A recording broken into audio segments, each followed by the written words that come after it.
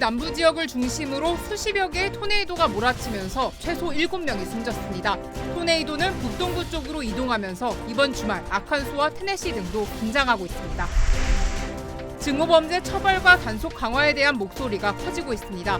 캘리포니아주 상원에선 가중처벌 법안이 발의됐고 뉴욕 경찰은 범죄 단속을 위해 잠복 경찰을 배치할 예정입니다. 경찰의 폭력을 부추기는 이유로 지목된 경찰관의 공무수행 과정에 과도한 물리력 사용에 대한 면책 특권이 폐지됐습니다. 경찰 측은 정당한 공무수행에 부정적인 영향을 줄 것이라며 반대했습니다. 연방국세청 IRS가 올해 새해 공제 대상에 마스크와 손 세정제 등 개인 보호 장비 비용을 포함한다고 밝혔습니다. 여러분 안녕하십니까? 남부 지역을 중심으로 하루 동안 무려 23개의 토네이도가 몰아치면서 최소 6명이 숨지고 곳곳이 쑥대밭이 됐습니다. 토네이도의 이동 반경은 북동부 지역까지 확산되고 있어 주말 사이 아칸소와 테네시, 미시시피주까지 영향권에 들 것으로 예상돼 긴장은 더욱 높아지고 있습니다. 김재은 기자입니다. 주택들이 다수 몰려있는 조지아주의 뉴넌 지역입니다. 주택가가 폭탄을 맞은 듯 아수라장으로 변했고 일부 집은 통째로 뜯겨나간 지붕 탓에 내부가 그대로 드러나 있습니다. 강력한 토네이도가 휩쓸고 간 흔적들입니다.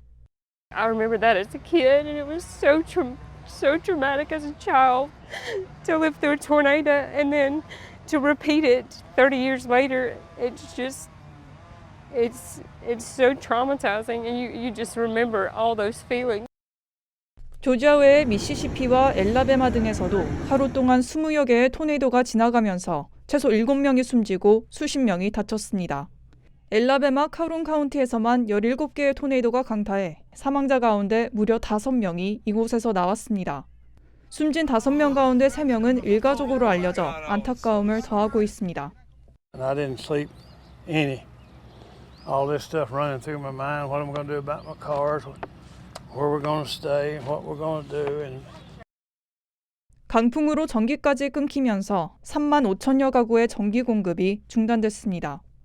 곳곳 무너진 주택과 건물에선 인명 구조 작업이 한창인 가운데 인명 피해는 더 늘어날 것으로 전망됩니다.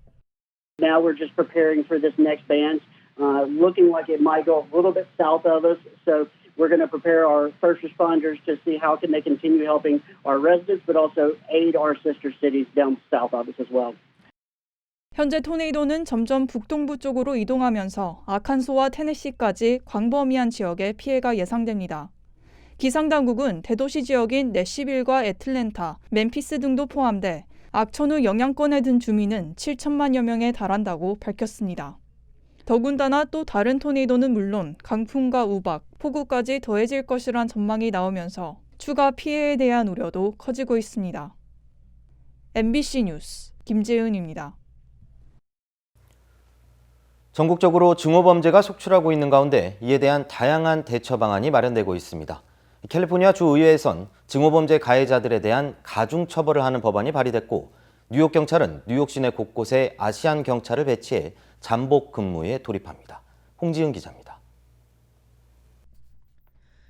아시안 대상 증오범죄가 급증하면서 한인들도 피해를 입고 있는 가운데 정치계와 사법당국이 다양한 대책 마련에 나서고 있습니다.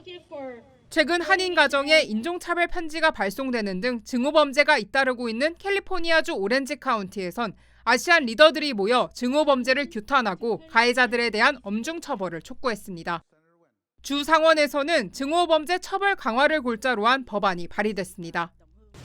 AB 282 will ensure that those who commit misdemeanor hate crimes are held accountable for their offenses and have a criminal conviction on their record with no opportunity to combat these tragedies occurring within the Asian American community.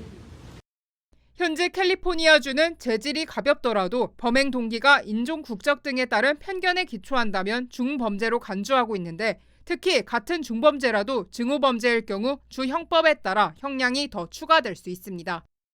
사법당국 역시 아시안 증오범죄 단속에 칼을 빼들었습니다.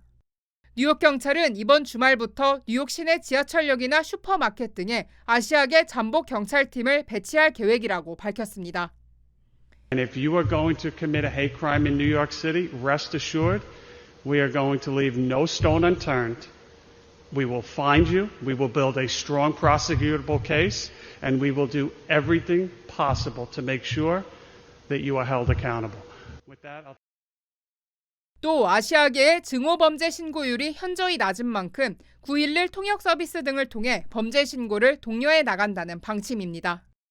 특히 증오범죄 트렌드를 분석하고 순찰 배치 여부 등을 파악하기 위해선 해당 지역에서 접수된 신고 건수가 기반이 되는 만큼 주민들의 적극적인 신고가 중요하다는 지적입니다. MBC 뉴스 홍지은입니다.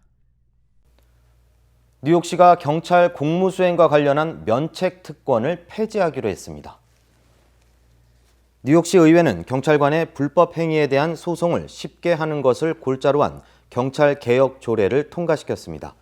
이에 따라 앞으로 뉴욕 경찰은 공무수행 과정에서 과도한 물리력을 사용하거나 시민에 대한 불법 수색을 한 경우 손해배상 소송을 당할 수 있게 됐습니다. 지금까지 미국 경찰은 공무수행 중에 발생한 사건에 대해선 폭넓은 면책 특권이 허용됐지만 과도한 물리력을 사용해 사망이나 상해를 일으킨 경찰관도 책임을 피하는 경우가 적지 않았습니다. 이번 조례엔 시민이 참여하는 감사위원회를 설치해 경찰의 공권력 남용 행위나 인종차별 행위를 감시하도록 하는 내용도 담겨 있습니다. 하지만 뉴욕 경찰 노조는 면책 특권 폐지는 경찰의 정당한 공무 수행에 부정적인 영향을 줄 것이라고 주장했습니다. 개인보호장비 PPE가 올해 세금보고 시즌 세액 공제 대상에 포함됩니다.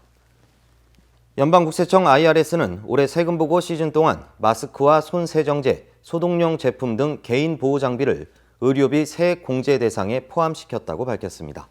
이에 따라 납세자는 코로나19 예방을 목적으로 자신이나 배우자, 자녀를 위해 개인보호 장비를 구매했다면 세액 공제 청구를 할 수 있습니다. 다만 개인보호 장비는 지난해 1월 이후에 구매한 제품이어야 하며 공제는 과세 전 총소득의 7.5% 이상부터 초과 금액만큼만 공제됩니다. 라스베가스에서 베이비시터가 5살 아이의 머리를 걷어차 숨지게 하는 사건이 발생해 충격을 주고 있습니다. 지난 12일 라스베가스에 거주하는 카이아 퍼렐토의 5살 아들인 라이언이 전날 베이비시터에게 폭행을 당해 숨진 것으로 알려졌습니다. 퍼렐토가 집에 설치한 CCTV를 확인한 결과 베이비시터는 라이언이 소변을 가리지 못했다는 이유로 머리를 걷어찬 것으로 파악됐습니다. 베이비시터인 22살 로렌 제이 코트니는 라이언이 계속해서 바지에 소변을 보자 화가 났고 아이를 밀치고 머리를 바닥에 내리쳤다고 진술했습니다. 코트니는 아동학대와 1급 살인 혐의를 받고 있으며 오는 5월 18일에 법정에 출두할 예정입니다. 노스캐롤라이나주의 한 프리웨이에서 상대 차량과 신경전을 벌이다 격분한 운전자가 상대 운전자를 총격 살해하는 사건이 발생했습니다. 로브슨 카운티 셰리프국에 따르면 어제 11시 40분쯤 인터스테이트 95번 도로에서 한 운전자가 상대 차량이 차선을 끼어든 데 격분해 이 차량을 향해 총격을 가했습니다.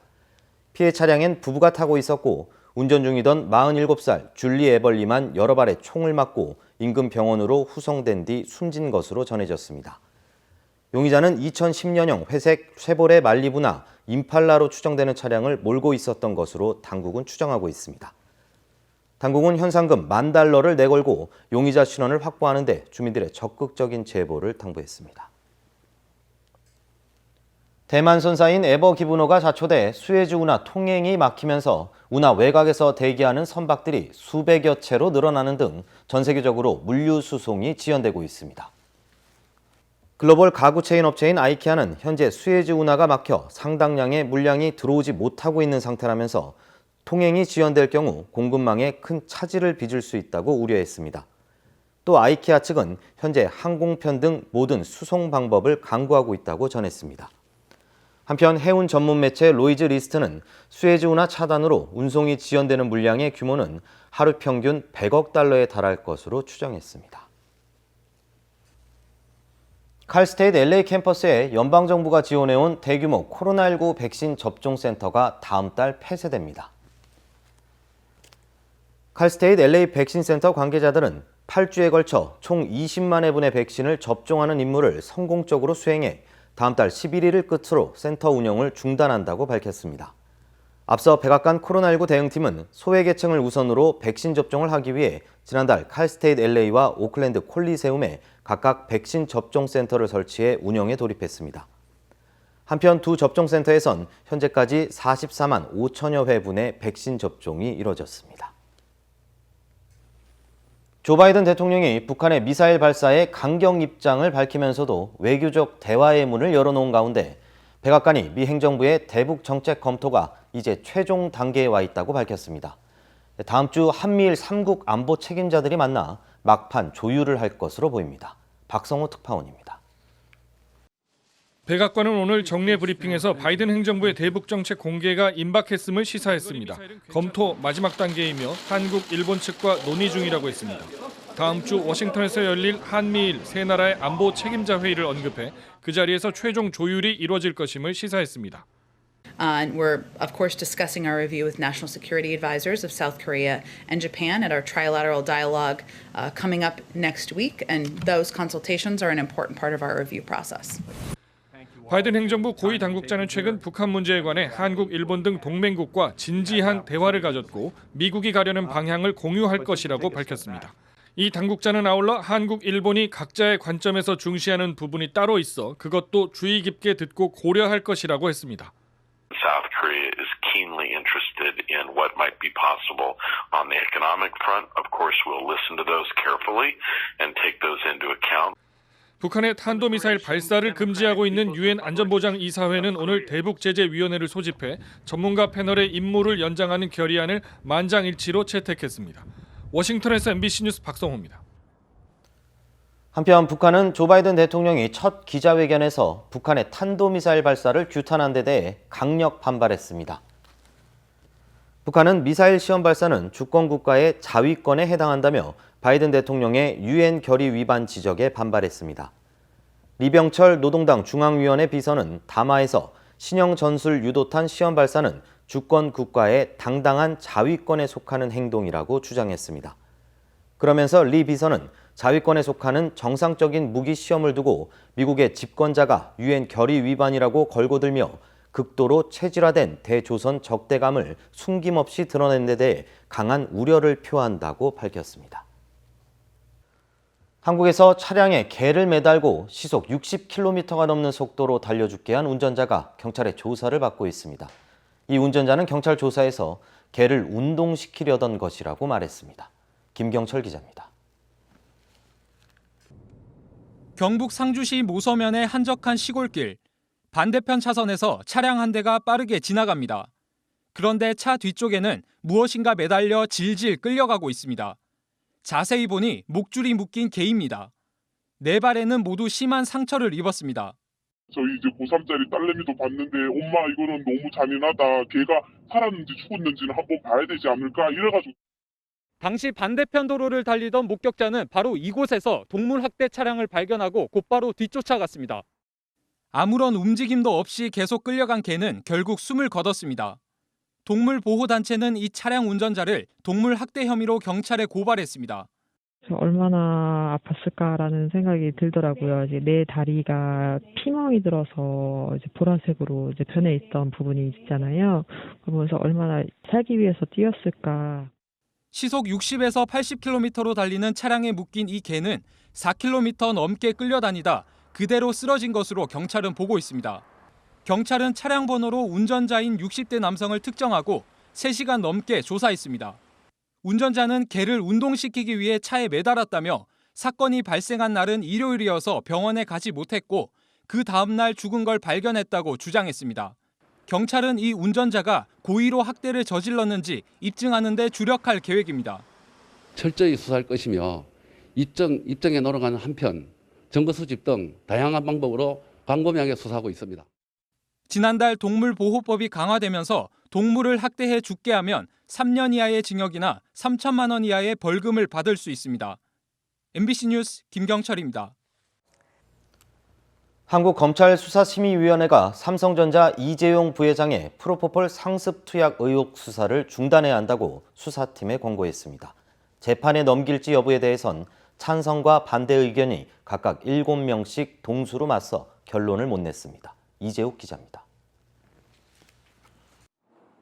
검찰 수사심의위원회는 4시간 동안 사건 자료를 검토하고 수사팀과 이재용 부회장 양측 의견을 들은 뒤 최종 입장을 정할 표결에 들어갔습니다. 표결에 참석한 14명 위원 가운데 이 부회장을 재판에 넘기자는 위원이 7명, 넘기지 말아야 한다는 위원이 7명으로 딱 절반씩 엇갈렸습니다. 수사를 계속할지 여부에 대해선 계속하는 데 찬성한 위원이 6명, 수사를 멈춰야 한다는 위원이 8명으로 수사를 그만해야 한다는 쪽이 더 많았습니다.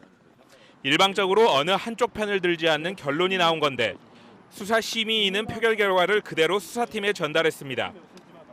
이 부회장은 지난 2017년부터 서울 강남의 한 성형외과에서 상습적으로 프로포폴을 투약한 혐의를 받고 있습니다. 이 부회장 측은 의사 처방에 따라 시술에 필요한 프로포폴을 맞았을 뿐이고 수사가 1년을 넘기도록 진전이 없다며 무리한 수사라고 주장한 것으로 알려졌습니다.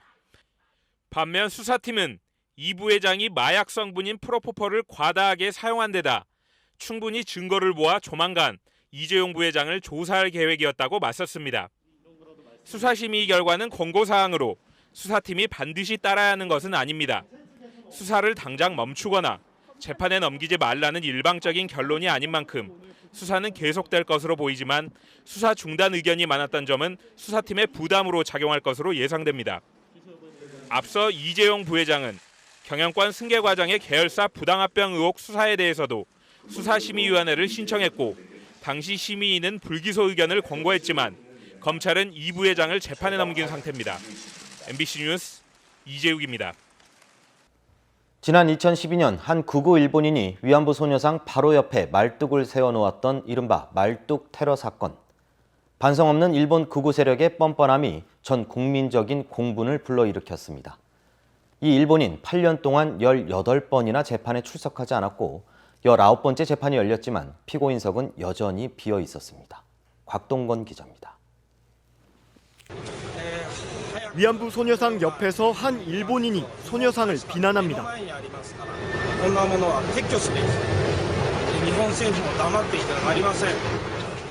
소녀상 옆에 일본어로 다케시마, 즉 독도는 일본 영토라고 적은 말뚝까지 세웠습니다. 일본의 극우 정치인 스즈키 노부유키로 이 영상을 인터넷에도 올렸습니다. 이른바 말뚝 테러 사건. 한 시민이 일본 대사관에 트럭을 몰고 돌진할 정도로 국민적 공분이 일었습니다. 스즈키는 석 달 뒤 일본에 있는 윤봉길 의사 의거 기념비에도 말뚝 테러를 하고 윤 의사를 테러리스트라고 모욕했습니다. 위안부 지원단체와 윤봉길 의사 후손들의 고소에 따라 우리 검찰이 출석을 요청하자 출석 대신 말뚝을 보내왔습니다. 결국 당사자 조사 없이 명예훼손 혐의로 재판을 받게 된 스즈키.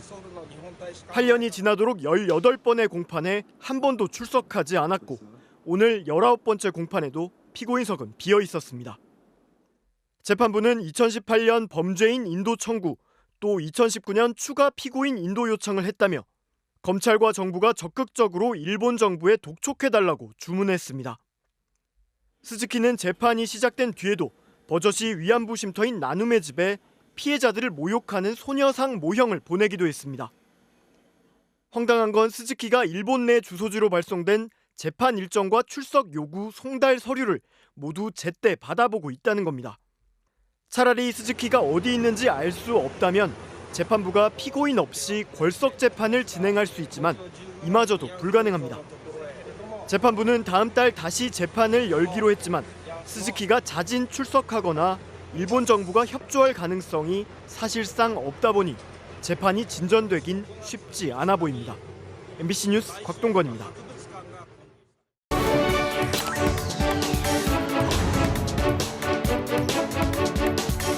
화제의 뉴스를 모아 짚어드리는 뉴스터치 시간입니다. 터치맨 나경철 씨와 함께하겠습니다. 어서 오십시오. 네, 안녕하십니까. 네. 키워드 볼까요? 네. 아들아 집에 가자. 잠수교 쪽지. 서울 잠수교에 누군가를 애타게 찾는 노란 쪽지가 가득 붙어 있었다고 하는데 이게 어떤 내용일까요? 잠수교에서 실종된 24살 김모 씨의 가족들이 붙인 쪽지라고 하는데요. 아들이 극단적인 선택을 한 걸 막기 위해서 엄마가 남긴 거라고 합니다.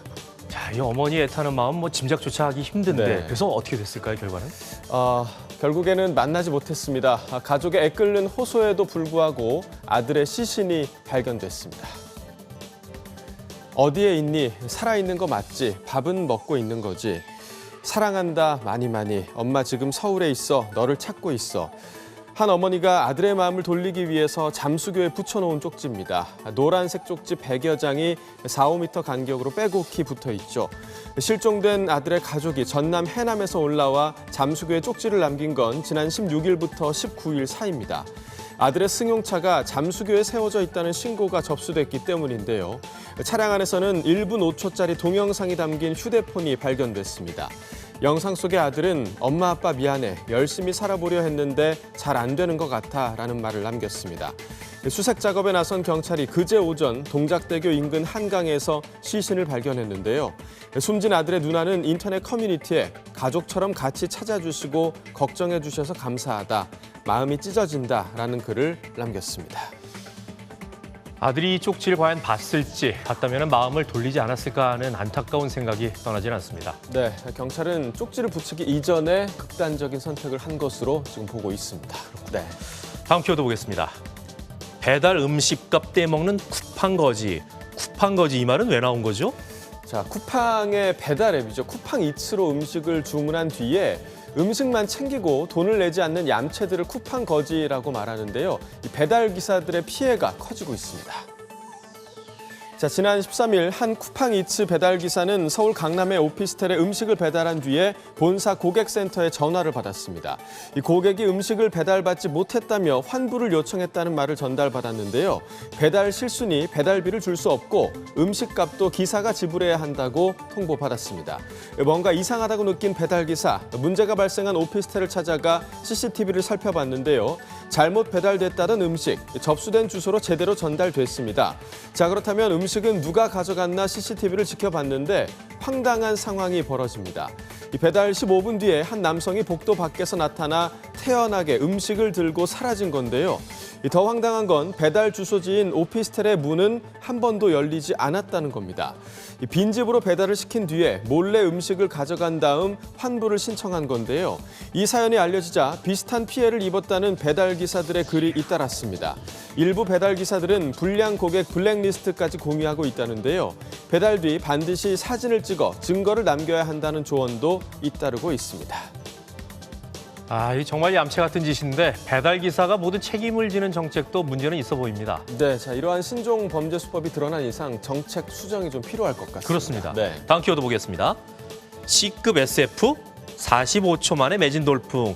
보통 SF 영화는 이제 비용이 많이 드는 거로 알려져 있잖아요. 네. 또 그만큼 또 완성도도 있기도 그렇죠. 하고. 그런데 C급 영화가 주목을 받고 있는 모양이에요. 그렇습니다. 백승기 감독이 연출한 영화 인천 스텔라 이야기인데요. 이 C급 영화의 진수를 제대로 보여준다고 합니다. 자, 인천 스텔라. 이 제목만 봐도 크리스토퍼 놀런 감독의 천만 영화죠. 인터스텔라가 떠오르죠. 맞습니다. 인터스텔라의 패러디 영화입니다. 자, 그런데 영화 속 소품 좀 색다릅니다. 영화 속 배경이 되는 아시아 항공 우주국 아사. 자, 나사가 아닙니다. 그냥 카센터입니다. 자, 우주선은요, 누가 봐도 승용차입니다. 주인공들이 탐험을 떠나는 미지의 별 이름은 바로 갬성인데요. 첨단 우주 탐사기라는 설정 위에 시공을 초월한 가족애를 버무렸다고 합니다. 그런데 어설퍼 보이는 이 영화, 부천 국제 판타스틱 영화제에서 단 45초 만에 전석이 매진됐습니다. 코리안 판타스틱 배급 지원상까지 받았는데요. 인천 영상위원회 제작 지원금 5천만 원에 감독이 모집한 소상공인 PPL 1,000만 원을 보태서 만들었다고 합니다. 인터스텔라의 3,300분의 1 규모인데요. 이 백승기 감독은 인천 시민의 세금으로 만든 만큼 제작비를 허투루 안 썼다, 영혼을 갈아서 만들었다라고 밝혔습니다. 그야말로 C급 영화 감성을 제대로 보여준 것 같습니다. 그런데 이 우주선으로 쓰인 차는 어떻게 됐을까요? 제작비 절감을 위해서 빌렸다고 하는데요. 빌렸으니까 다시 돌려줬겠죠. 저는 그 영화에 나오는 감성으로 날아간 줄 알았습니다. 네, 한번 보고 싶습니다. 네, 다음 키워드 보겠습니다. 벚꽃 관람권 30만 원에 팔아요. 사흘 전이었죠. 저희가 여의도 벚꽃 축제 취소됐다는 말씀을 드렸는데 관람권을 사고 파는 모양이죠?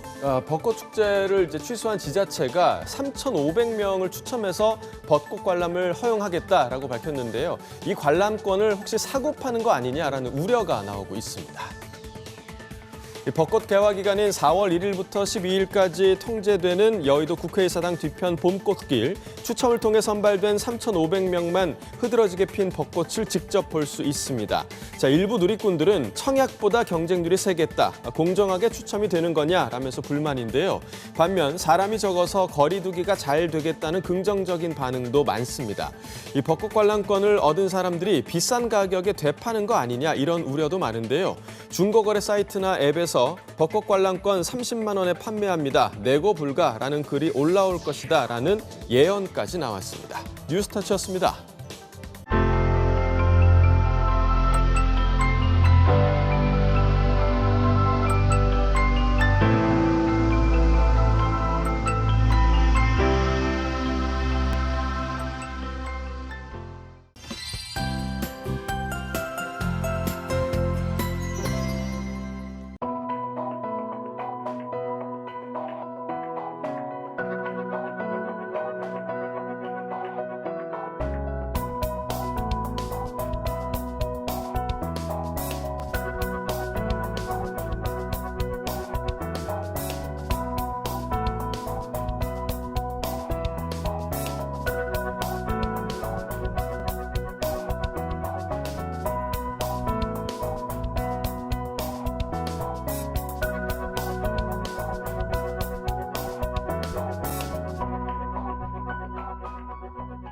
이상으로 뉴스투나잇을 모두 마치겠습니다. 고맙습니다.